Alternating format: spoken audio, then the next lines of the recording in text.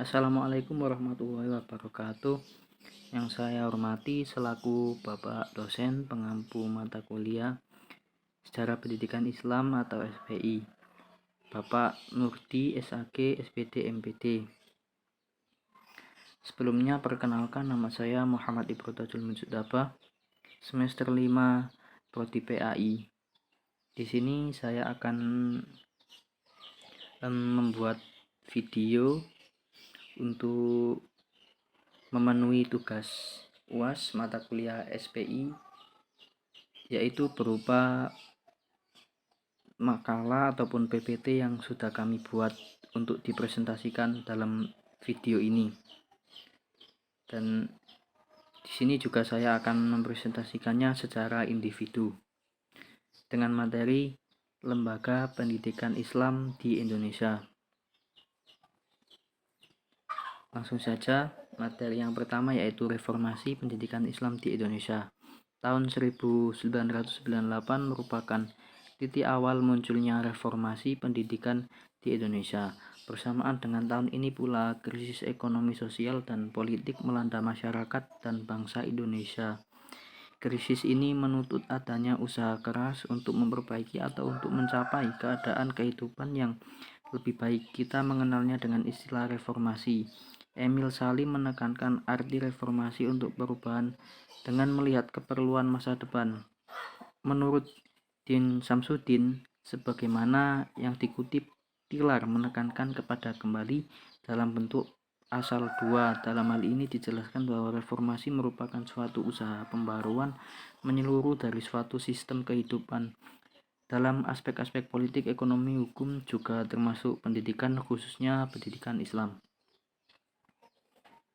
Yang selanjutnya yaitu materi orientasi pendidikan Islam di Indonesia, bahwa pendidikan mencakup 3 faktor yang mesti dilakukan secara bertahap, yaitu ada 3. Yang pertama, menjaga dan memelihara anak. Yang kedua, mengembangkan potensi dan bakat anak sesuai dengan minat dan bakatnya masing-masing. Yang ketiga, mengarahkan potensi dan bakat anak agar mencapai kemasyarakatan dan kesempurnaan. Dan yang selanjutnya yaitu problema sistem pendidikan Islam dewasa. Ada beberapa, dan yang pertama yaitu penggunaan pemikiran Islam klasik. Penggunaan pemikiran Islam klasik ini yaitu pemikiran sebagai produk masyarakat yang ratusan tahun yang lalu jauh berbeda dari status sosial di mana pendidikan Islam harus berperan di dalamnya. Yang kedua, sistematika jurusan di berbagai fakultas kurang memiliki dasar teoriterial dan relevansi. Yang ketiga, permasalahan yang berkaitan dengan situasi objektif. Yang keempat, krisis kelembagaan disebabkan karena adanya dikotomi antar lembaga-lembaga. Dan yang kelima, pendidikan Islam krisis metodologi dan krisis pedagogik. Menurut Ahmad Mukti Ali pada awal menjabat sebagai Menteri Agama Republik Indonesia, menyadari betapa lemahnya metodologi yang dimiliki Islam pada umumnya dan IN pada khususnya 14 sekarang ini. Yang keenam yaitu krisis orientasi oleh lembaga-lembaga pendidikan Islam atau sistem pendidikan Islam pada umumnya lebih berorientasi ke masa silam daripada masa depan. Yang ketujuh, masih terlalu tergantung pada pola pendidikan yang digariskan pemerintah. Dan yang ke-8 yaitu kekurangan dana sehingga pendidikan Islam diorientasikan kepada seluruh konsumen pendidikan Islam juga oleh lembaga penentu lapangan kerja. Yang ke-9, masih labilnya sistem pendidikan nasional.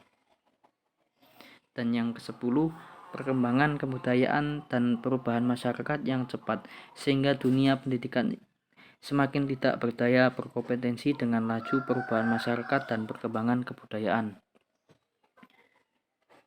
Yang selanjutnya yaitu apresiasi masyarakat terhadap lembaga pendidikan Islam yang belum cukup menggembirakan dan hambatan psikologis yang bermula dari ketidakberdayaan pendidikan Islam dalam memenuhi logika persaingan.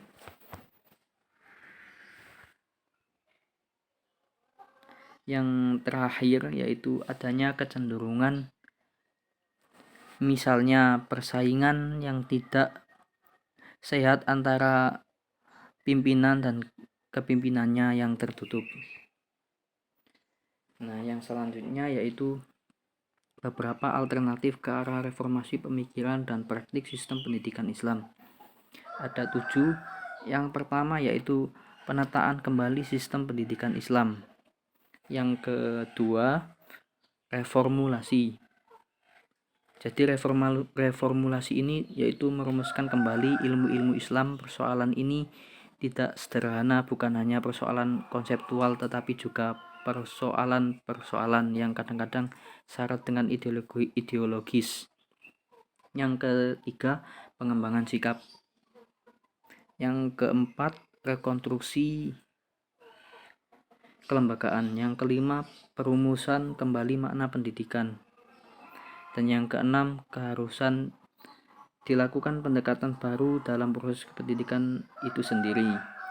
Dan yang terakhir, penumbuhan semangat saintifis atau injuri, semangat penelitian ilmiah dan semangat ingin tahu pada anak didik. Jadi itu tadi ya pemaparan materi yang saya bisa sampaikan. Jadi kurang lebihnya mohon maaf dari saya. Assalamualaikum warahmatullahi wabarakatuh.